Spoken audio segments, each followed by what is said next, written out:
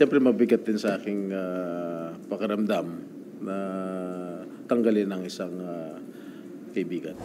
Senator Bongo, Senator Tolentino, and myself, we forged a covenant na majority wins. Tuhan ako ni Migs, talaga hindi ko napigilan, napaiyak ako dahil, boss, sorry, we lost the war. I failed to win the war for you. Yes. Question. Kumusta? Okay lang. Okay lang. Okay lang. Okay lang. Kasama daw po kayo sa 15 na pumirma in support of Senate President Escudero. Yes. Even though my signature was already insignificant, lumapit sila sa akin after the battle has been won. Meron na silang 14 na perma. So, pumunta sa akin nagtatago pa nga ako doon sa opisina ni Senator Tolentino Pero nalocate nila ako na pumunta doon. Kinausap ako.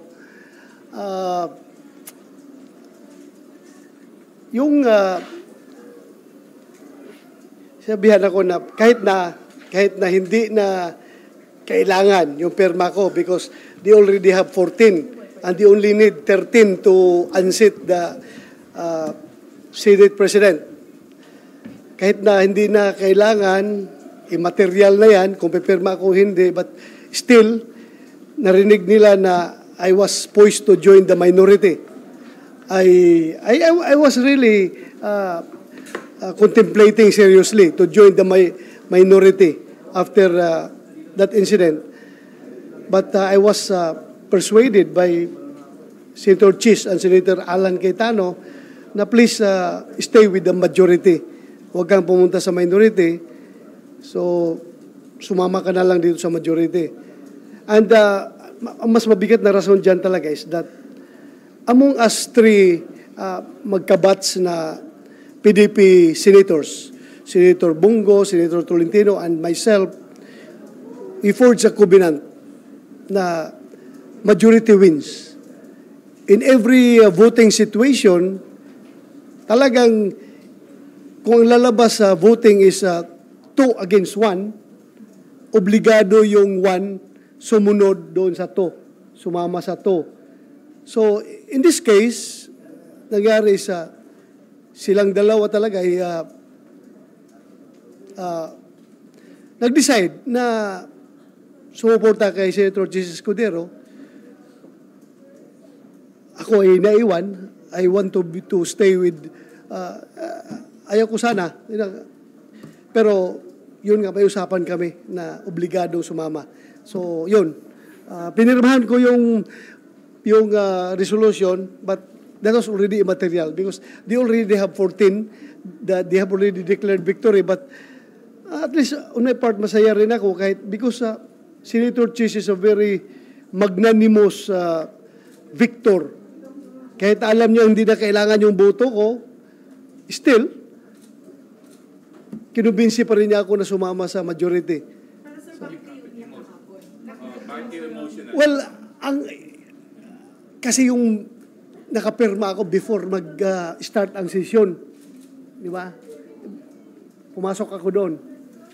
Tapos ngayon, nung sinaluduhan ako ni Migs, talaga hindi ko napigilan, napaiyak ako dahil for me, being a good soldier, ang gusto kong sabihin kay Migs doon is, sorry boss, I failed to win the war for you. Because I am one of his trusted lieutenants. Ang kanyang mission sa akin is talagang i-secure yung aking partido, yung PDP na patuloy na magsuporta sa kanya. But still, as I have said, meron kaming usapan, kaming tatlo, Senator Bongo, Senator Tolentino, na majority rules.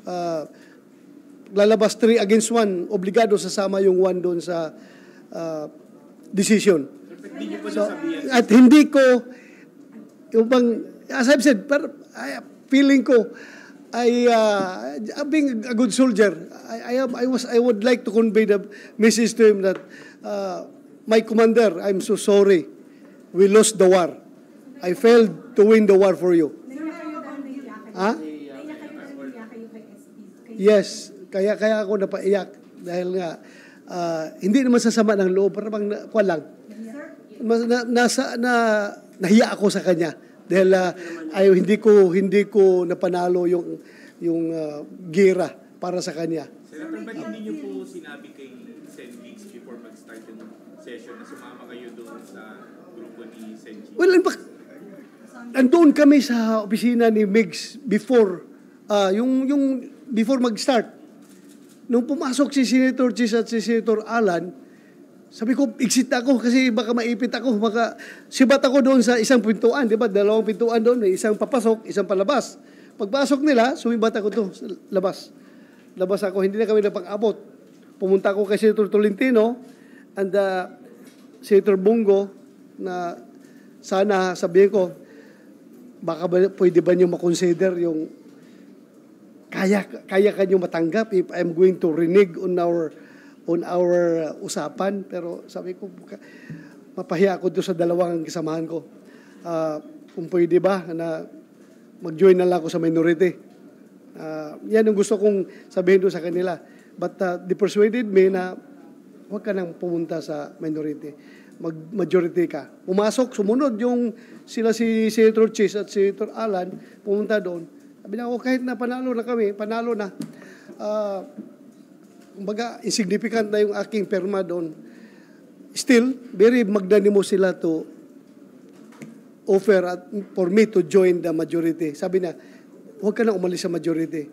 Kasi I was really contemplating on joining the minority. Sir, meron bang konting guilt feelings? Kasi sinasabi, isa sa mga reason bakit napatalsik si SP Subiri dun sa hearing no Fidelis. Kasama na rin yun. Kasama na rin yun. Kasi alam ko, hindi lang naman, although, tinanong ko ito kay Senator Chis kung talagang yan bang dahilan, bakit kinudita si Senator Migs, dahil ba dyan sa hearing, sabi yan, no, hindi yan, wala yan sa rason dito. Wala yan sa rason. Yun lang sabi sa akin, which of course, it's up for you to, bahala na kayo. Basta sinabi sa akin, hindi yan ang rason. At kung yan man ang rason, supposed to be, whether or not sasama ka sa amin or hindi, tatanggalin ka namin dyan sa your chairmanship in the public order and dangerous drugs. Tatanggalin ka namin kung yan ang rason talaga. Whether or not sasama ka sa amin. Dahil yan ang rason. Yan mo kaya ang target namin ngayon na galit kami sa hearing na ginagawa mo, dapat I am also heartbroken. My heart is really broken. He's a very good leader, Senator Subiri. I love him very much. Well, I received a call from Senator Escudero 3 days ago before, 3 days ago. And he wanted to talk to me personally, so I agreed to talk to him. And he intimated to me that he was interested in the Senate presidency. And then, of course, I was asking a lot of questions. And I agreed.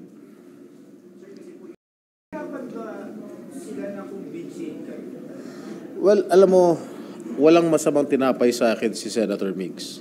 He is a good friend of mine. Of course, when I made my decision, of course, I feel so heavy. Not literally. Siyempre mabigat din sa aking pakiramdam na tanggalin ng isang kaibigan.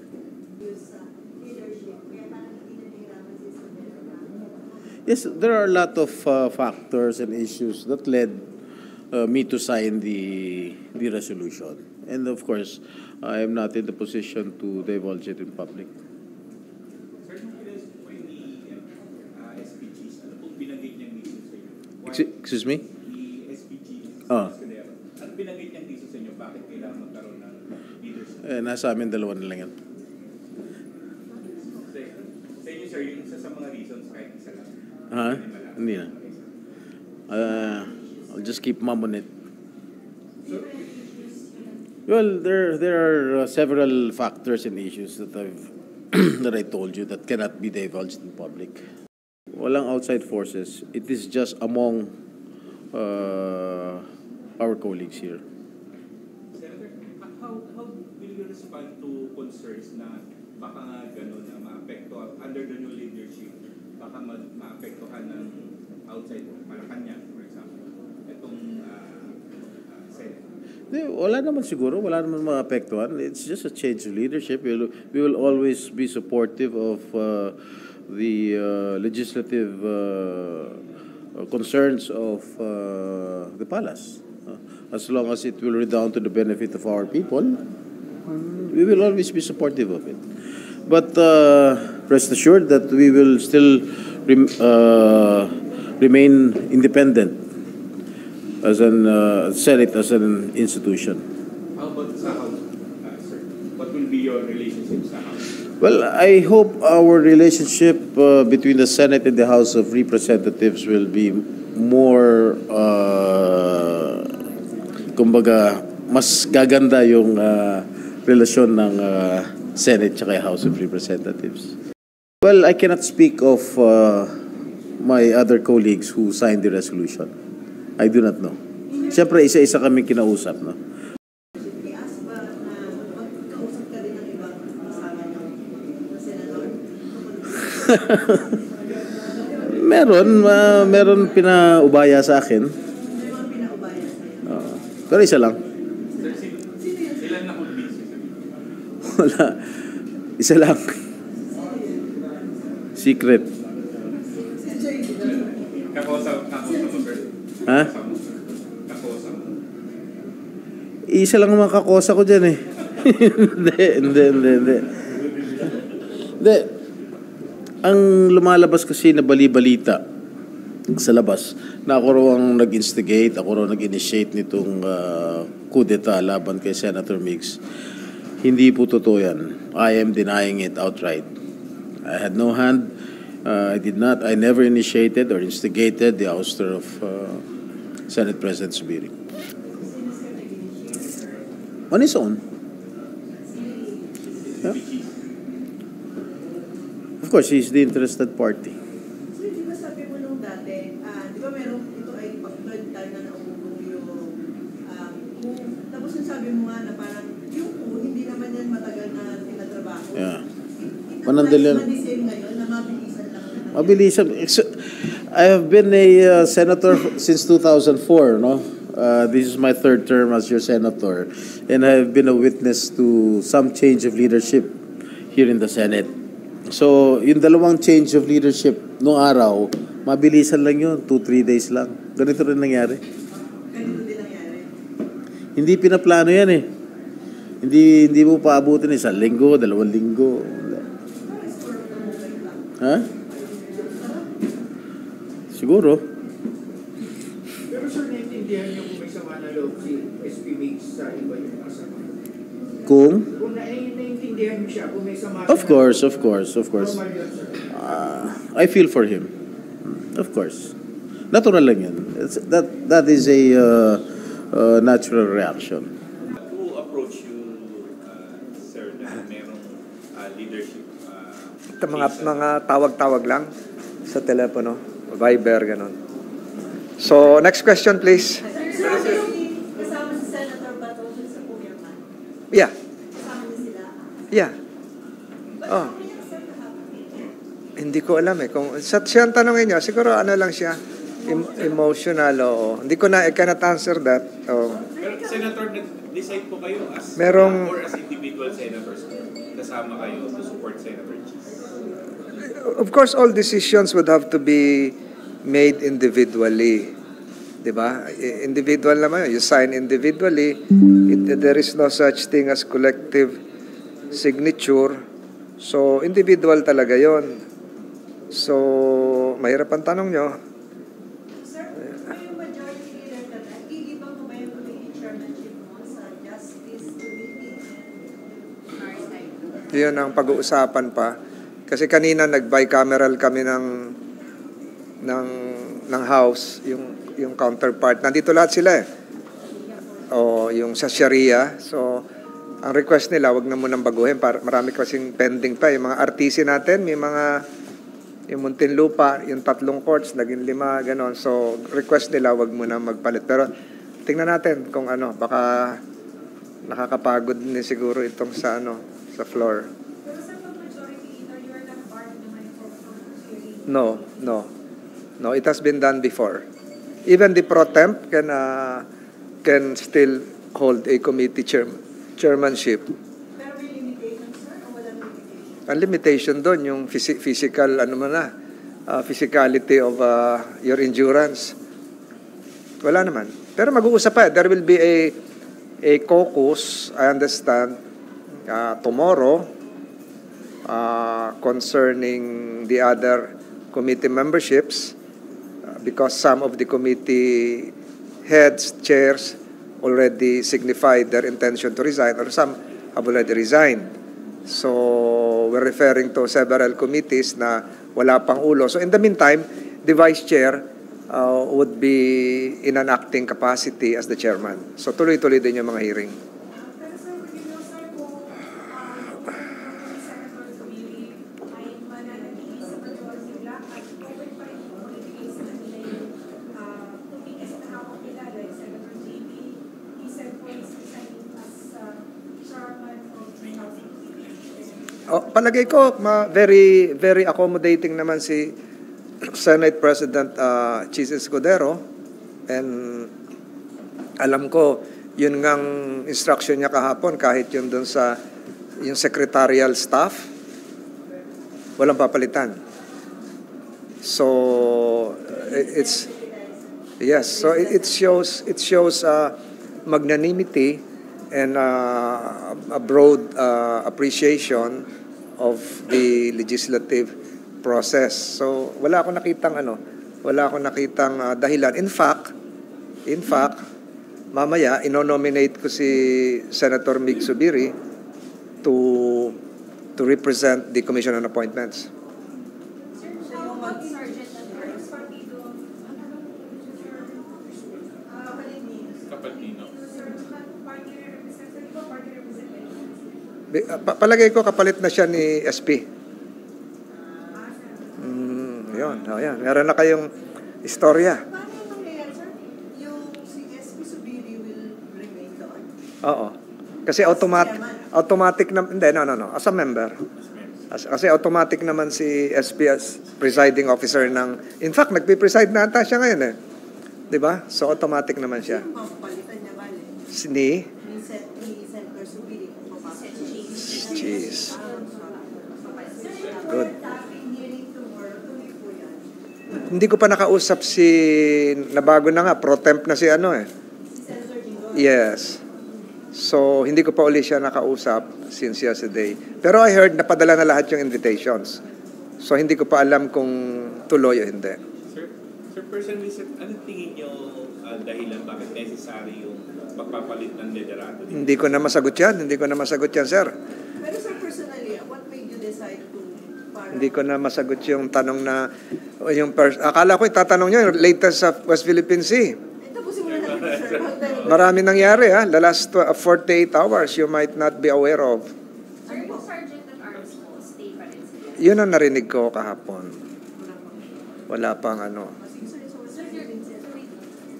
Natanong mo namin, sir, kung paano po na yung discussion sa pag-i-install po sa itin ni Senator Jinggoy as pro-dem and kayo po yung as majority leader. Handpick po ba kayo ni Escudero?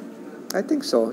Siguro yun ang gusto niya na siya na yung may green light and free hand to select who will assist him. Pero wala pong ibang napangalanan na kasama sa pag-ibig. Hindi ko na mamarites yun na So, sir, bago pumasok sa plenary kahapon, alam mo na magmamajority. Meron ng inkling. Sir, why the sudden change in the Senate leadership? Hindi ko alam. Majority yun eh. Mahirap yung mga tanong nyo. Sir, kaya sir, sa inyo personal lang. Oh, Sa inyo, sir, anong... what made you decide na okay na tayo kay SP Zubiri, kay SP Chisar tayo? May unseen hands ba? Wala akong nakitang unseen na Kaya nga unseen eh. Galing. Ito yun. Alin niya, sir? Yung unseen. Nung nag-meeting kayo, sir? Ito. Ayan. Hindi sila in-airlift? Ano, parang Barko lang. Tingnan nyo, na-divert ko yung attention nyo. Wala, unseen. Pag unseen nga, hindi mo makita kung merong Sino unseen. nagbigay sa'yo ng resolution na pinipirmahan mo? Yun na lang. Sino ang nagbigay? Pinipirmahan yun. Yes, oo. Sino yung nagpapirmahan? Unseen din, unseen. Oh, Hindi ko nasasabihin yun.